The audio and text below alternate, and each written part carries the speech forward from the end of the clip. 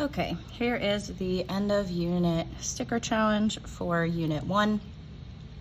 Elena's considering buying bracelets and necklaces as gifts for her friends. Bracelets cost $3 and necklaces cost $5. She can spend no more than $30 on the gifts. We're going to write an inequality to represent the number of bracelets X and the number of necklaces Y she could buy while sticking to her budget. She doesn't want to go over $30, so she wants to stay under that 30. Okay, if each bracelet is 3 bracelets is X, that means it would be 3X. Necklaces are 5, so we have 5Y, so we're gonna add those together. And we said she doesn't want to go over 30, but she could be exactly 30 or under. So 3X plus 5Y is less than or equal to 30. Once we have that, we want to graph it. So this is where we cover up one of those to determine where to graph them. So we have 3X equals 30. To find out what X is, I'm going to divide both sides by 3 and we get X equals 10. This is our X. So we're going to put X at 10. In order to find the Y, we have 5Y equals 30. So we're going to divide both sides by 5 and Y would equal 6. So here on the Y, I'm going to go up to 6. Now this one does have the line underneath, so that means it's going to be a solid line. So it can be equal to 30. So I'm going to connect this with a solid line to the best of my ability. And then to determine whether I'm going to shade underneath or above, I'm going to plug in 0, 0 to this inequality. So 3 times 0, so if I plug in 0 for X and 0 for Y, I would have 3 times 0 plus 5 times 0. 3 times 0 is 0, 5 times 0 is 0, so we would get 0 on this side. And is that less than or equal to 30? The answer is yes, it is less than 30, so we are good. So that means this point is true. If this point is true, we are going to shade wherever 0, 0 is. So I'm going to go from the line and shade down.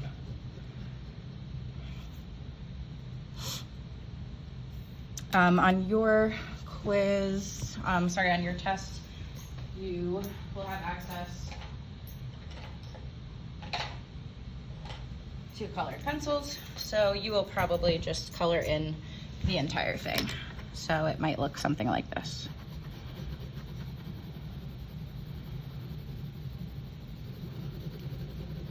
Maybe a little bit neater, but you get the idea. Last question asks, for this part, asks, are the points along the line solutions? And to explain. So anything on this line, would it be a solution to this particular inequality? Since this is a solid line, the answer would be yes, because it is a solid line. If it were a dotted line, the answer would be no.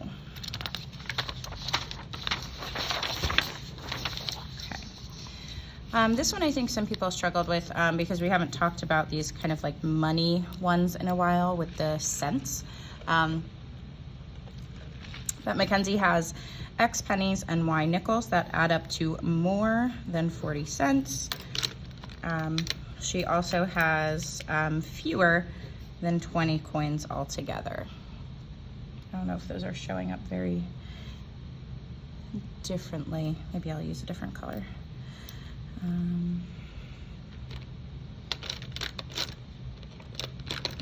That's okay.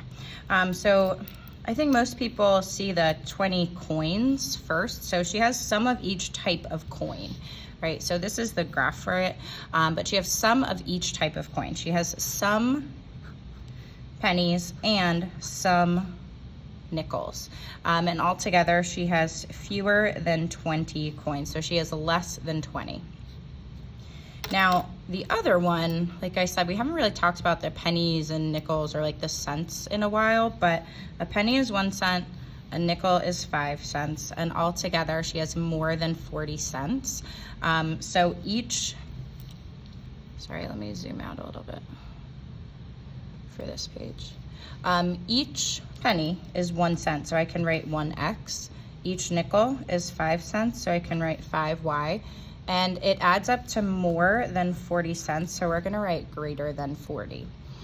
They graphed it for us, and where it's shaded is that double shaded region where they overlap. So this is where all the solutions are. So we want to know, is it possible to have the following combinations? It says if yes, explain how we know. If not, state what part doesn't work. So the constraint, whether it's the amount of money or the number of coins, that doesn't work. So 15 and 5. If I look here, if I go to 15 and 5,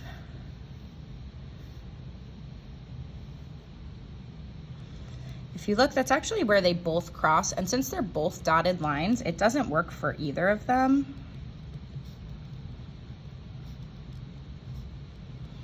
Because when you're on that dotted line, it is not a solution. So it is exactly 20 coins, and it can't be exactly 20. And if I plug that in, 15 cents and what is that? So it's gonna be exactly 40 cents, right? So 5 times 5 is 25 plus 15 is exactly 40 cents. For 16 and 2, so that works for the number of coins, but doesn't work for the amount of money. So 16 cents plus 10 cents is not enough money. It's only 26, so it's not greater than 40. If we go to 10 and 8, that does work for both.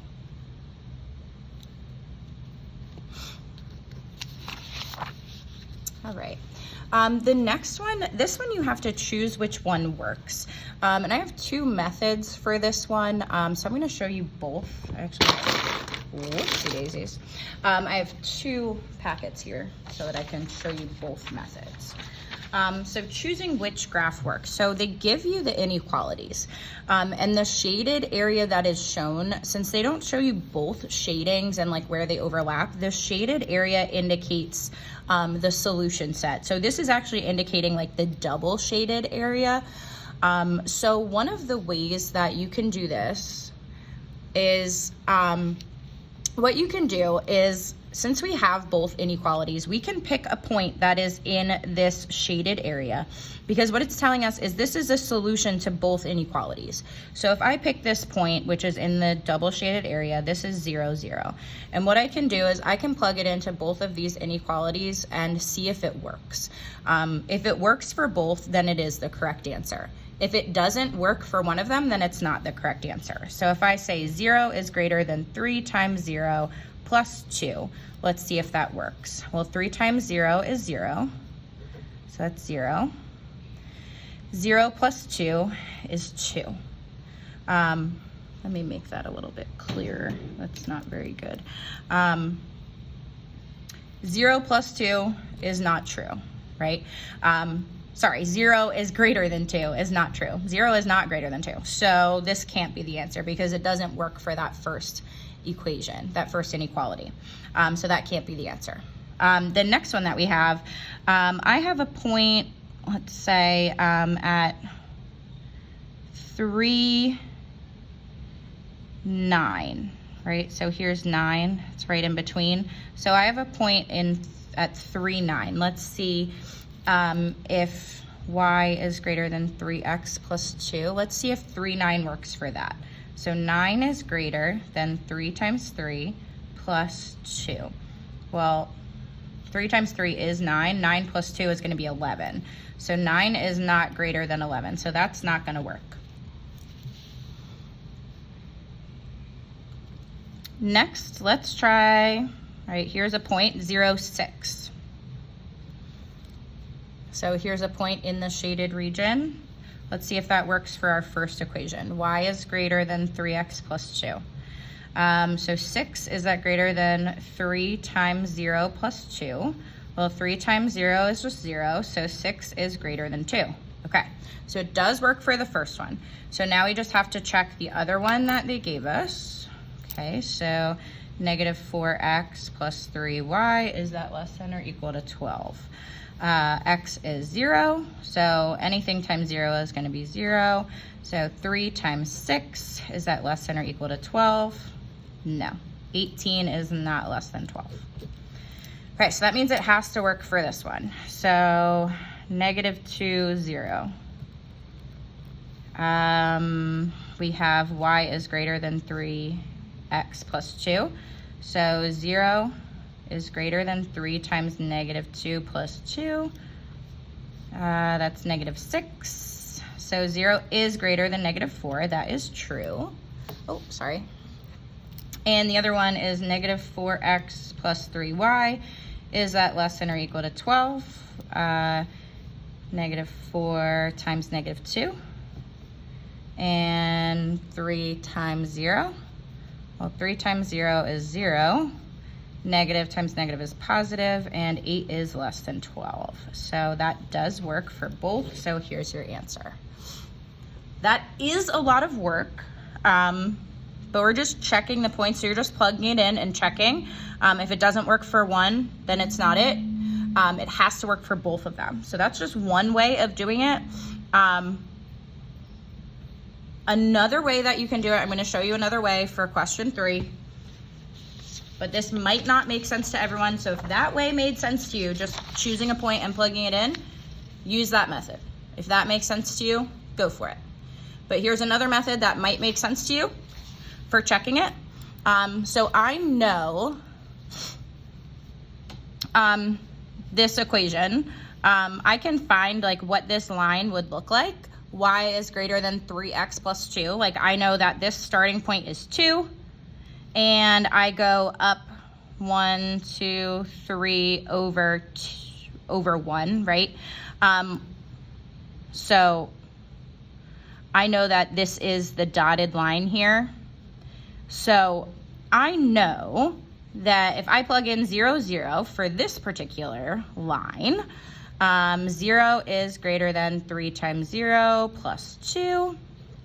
0 is greater than 2. I know that for this one, 0, 0 is not true.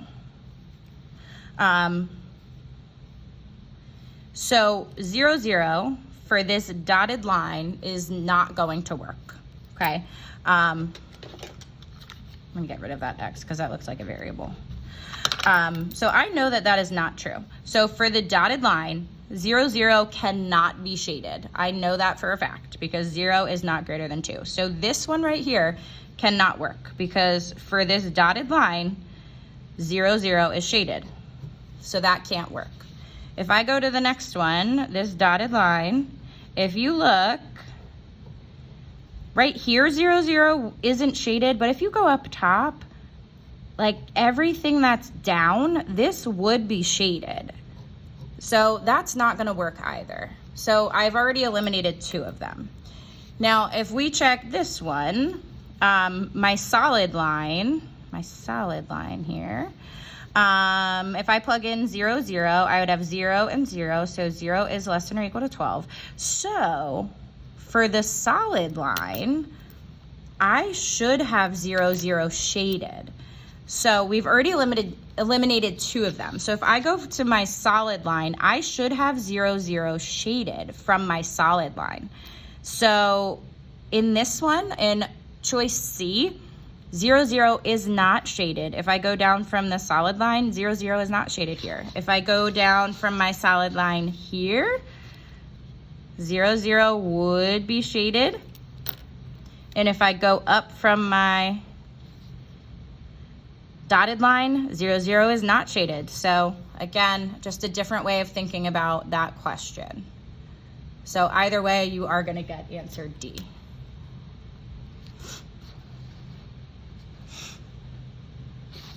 Okay.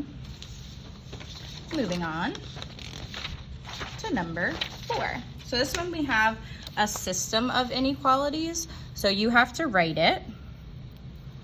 Let me switch to blue.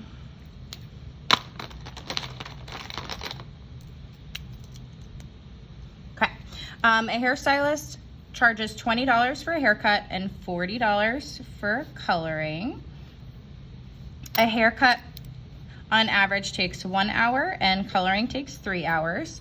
The stylist works up to 12 hours and needs to make a minimum of 160. X represents the number of haircuts and Y represents the number of hair colorings. So I kind of separated the way that I was underlining and circling those numbers based on one was based on the money versus the other was based on the number of hours. So 1 hour for every haircut, which is X, and 3 hours for every hair color, which is Y. And she can work up to 12 hours. So she could work exactly 12 or under. The other one has to do with money. So it's $20 for every haircut and $40 for every hair color. And she wants to make a minimum, so at least 160, hoping to make more, is going to be greater than or equal to. So those are your two inequalities. And then we have to graph them. So our red one, 1x equals 12. So I can start there at 12. And it also says 3y equals 12 when we cover up our x. So when I divide, y equals 4. This has the line underneath the equals, so I'm going to have a solid line. And this is less than, so if I plug in 0, it will say 0 is less than 12, which is true. So I'm going to shade underneath for this one, so this is true.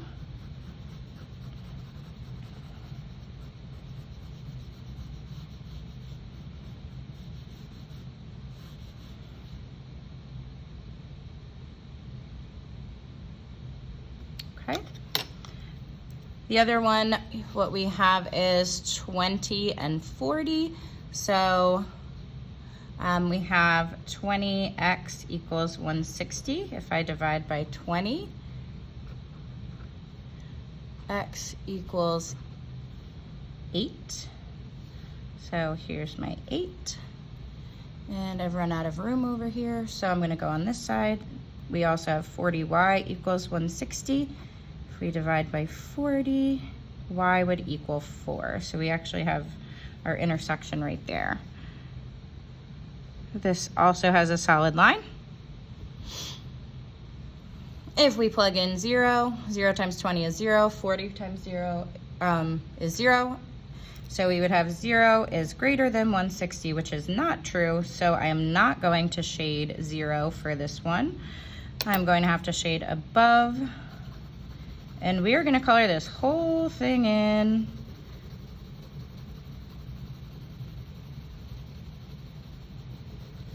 The entire top part. You can take longer if you want to make it nice and neat, but here is where they overlap. I'll grab purple to show they're overlapping here in the middle. Okay. There are lots of points where they do overlap, but an example of one is right here, 7, 1. So that means 7 haircuts and 1 color. Okay.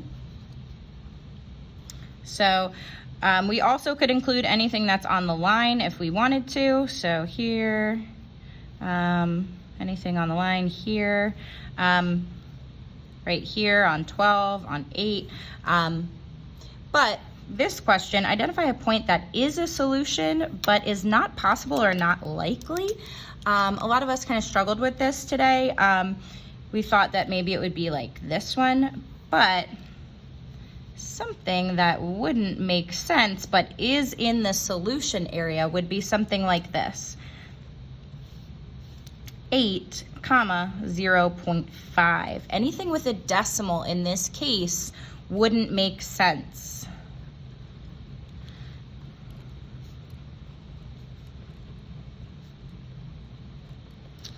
You can't have half an appointment.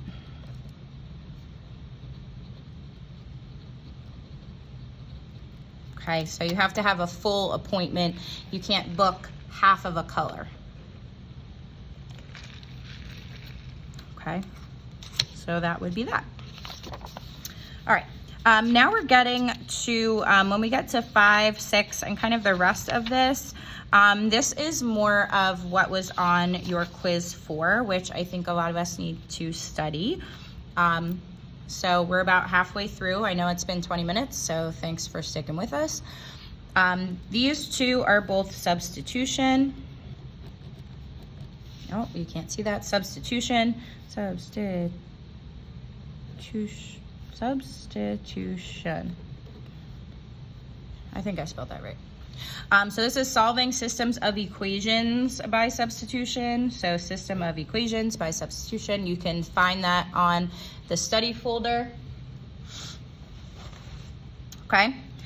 So what we're going to do, it already tells us what x is. So what we can do is we can take that and plug it in where x is. So y equals 4. Instead of x, we're going to write 10. Now we just have to simplify this. First, we're going to multiply. This says 40 plus 2. Next, we have to add. So it says 42. What you have to do for this is follow the order of operations. So these go together, these go together. First you would multiply, and then you would multiply or divide, then you would add or subtract. Okay, so we just go in order. All right, so we have an x and we have a y, so we write them next to each other in our parentheses, and this is your answer, 1042. The next one, what we have, a lot of people on their quiz tried to add these straight down, but these are not lined up. So you can't add your y together with your x together with your y. They are not lined up correctly. What we're gonna do, since we have 4y in the first equation and 4y in the second equation, what I'm gonna do is I'm gonna take what 4y equals and I'm gonna plug it into this other equation, okay? So 4y is the same as 4x plus 7. So I'm just going to directly replace it. So 2x plus 4y equals 13. Well, what is 4y? 4y, it told me, is the same as 4x plus 7. That's what it told me it's equal to. So in this case, we do have these parentheses here, but this is adding one of this, what's in parentheses. So in this case, we'd just be distributing a positive 1, which does not change anything. So this is just 2x plus 4x plus 7, and it equals 13. Now what we're going to do is we're going to combine some like terms, and then we're going to solve our equation. So I have 2 x's and 4 more x's. I can add those together to get 6x plus 7 equals 13. At this point, I need to do inverse operations to solve my equation. I have positive 7, so I'm going to subtract 7, and I'll get 6x, I think it equals 6, right? Just checking. Equals 6. There's no shame in checking on your calculator if you're not sure. This says 6 times x, so I'm going to divide to find what 1x is. X equals 1. Next, I only have what x is equal to. So I need to find y. It did tell me 4y is equal to 4x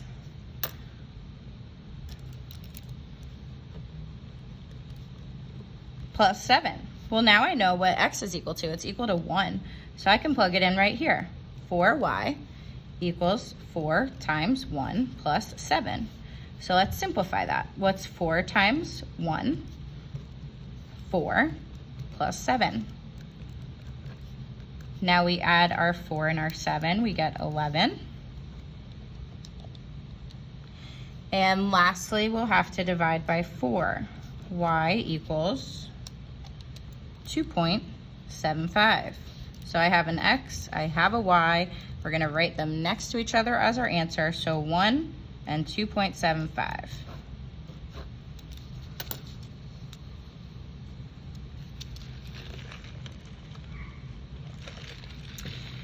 You can always check your answer for these by plugging in 1 and 2.75 back into both of these equations to make sure that it works.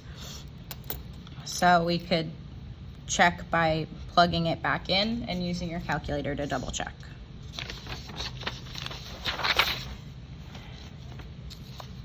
Next, these were on the quiz, and we had our process guide. So what we're gonna do is we wanna see if these equations are exactly the same, kind of similar, like we wanna see what's going on with these equations. And we need to see, we're gonna look at the slope and the y-intercept. Okay, so if we look at these first ones, their slope is the same and their y-intercept is the same. So those are the exact same equation. If they're the exact same equation, they'll have infinitely many solutions. If we look at the next set of equations, their slopes are different. So when you go to graph those, if their slopes are different, they are going to intersect at one point. They will just intersect once.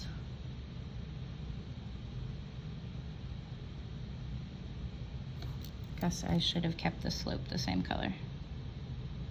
Okay, the next one is set up a little bit differently. So this one is set up in standard form. So what we basically need to do is see if these are the same equation or if they're different. So let's see what happens. I have 4x plus 3y equals 2, 8x plus 6y equals 4. What I'm gonna do, I see that I have a 4 and I have an 8. So I'm gonna see if these are exactly the same or not by multiplying the top equation by 2. I'm gonna multiply every single thing by 2. So what I get is 4x times 2 is 8x, 3y times 2 is 6y, 2 times 2 is 4. So when I multiply those equations, I have 8x and 8x, 6y, 6y, 4, and 4. So those wind up being the exact same equation. So those do have infinitely many solutions. If we were to multiply, and this top equation said something like 8x plus 6y equals 7 instead of 4, these two would have no solution because this half is the same, but they equal different things.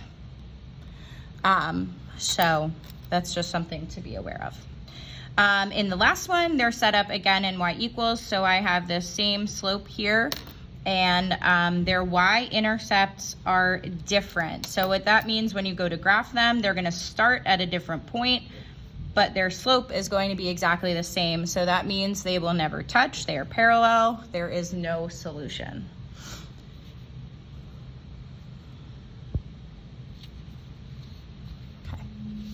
That is something that you should look over. That infographic, I believe, should be in the folder in the study materials. All right, so here's a system for us. Susan multiplied the second equation by 3 and got this equation. Then she subtracted in order to solve the system. So this is what she did. She's gonna multiply. So she gets, the top one looks like this, 4x plus 3y equals 2, and she does 3x plus 3y equals 21. And then it says she's going to subtract. Okay, sounds great. So what she's doing is elimination.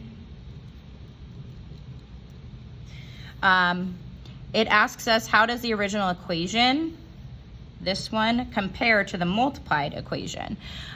So basically we're just asking, like, how do these compare? Like, what's the difference between them?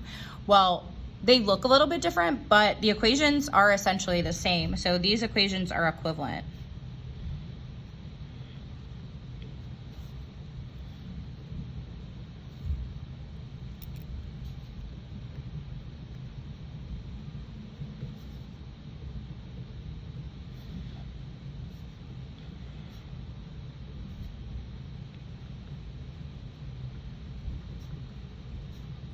Since she multiplied the whole thing, she has an equation that's exactly the same. Now, she's going to subtract, and she's going to get some answer. Will this solution, negative 1926, work for all three equations that she had? So the 4x, this original one, x plus y, and then the one that she multiplied, the 3x plus 3y equals 21. So what we're going to do is we're just going to figure out if it works by plugging it in. So let's write all three equations. Whoops. 4x plus 3y equals 2. We have x plus y equals 7, and we have 3x plus 3y equals 21. When it's asking you to check, all you have to do is take your x and your y and plug it in to these equations and see if it works by, using your calculator to help you. So I have negative 19 for x, 4 times negative 19, plus 3 times 26, and I want to see if that's equal to 2. 4 times negative 19 is negative 76. 3 times 26 is 78. If I add those in my calculator, I get 2. 2 is equal to 2. X is negative 19. Y is 26. Is that equal to 7? Well, let's use my calculator and check. Okay, it is. 7 is equal to 7. Cool, it's working so far. X is negative 19. Y is 26. Is that equal to 21? 3 times negative 19 is negative 57. 3 times 26 is 78. If I add those in my calculator, I get 21. 21 equals 21. So yes, it does work.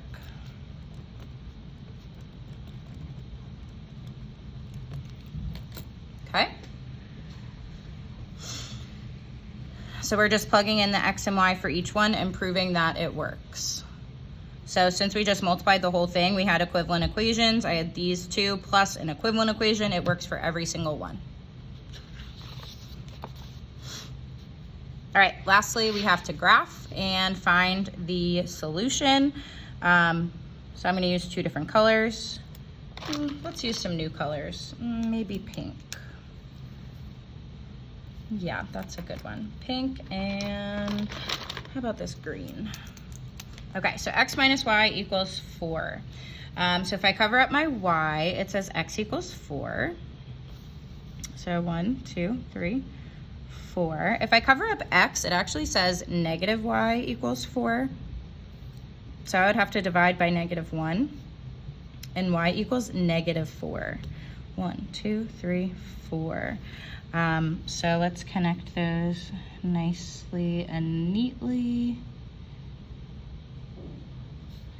1, 2. Okay. Here's our other one. If I cover up my x, or I'm sorry, if I cover up y, it says that x equals 7. So let's go to 7. 4, 5, 6, 7. If I cover up x, it says 2y equals 7. To find y, we have to divide by 2. And that would say y equals 4.5. Interesting. 1, 2, 3, 4.5.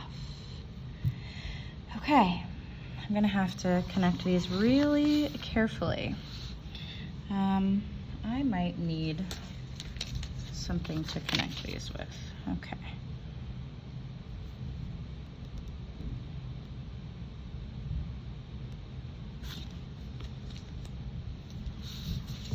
Great. Now, where they connect, is our solution. So that is 5. Let's see, 1, 2. Do we still see it? Yes. 1, 2, 3. 1, 2, 3, 4, 5, up 1. So 5, 1 is our solution.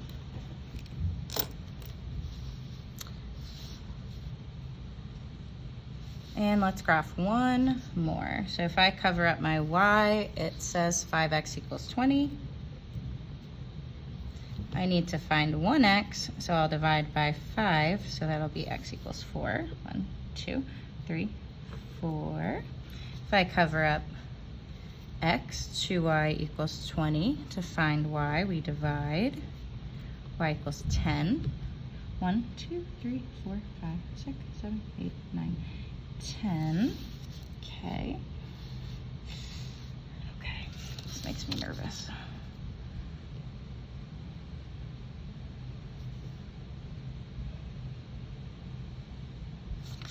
Okay. I did my best. Hopefully it'll be okay.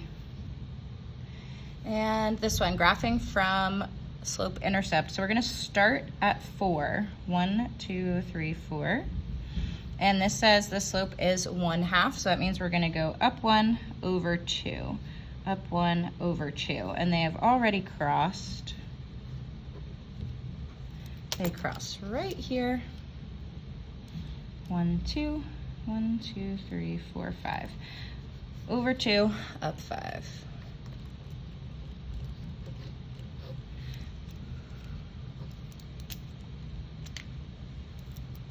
And that is it. So please look over the study materials folder if you need to. And good luck tomorrow.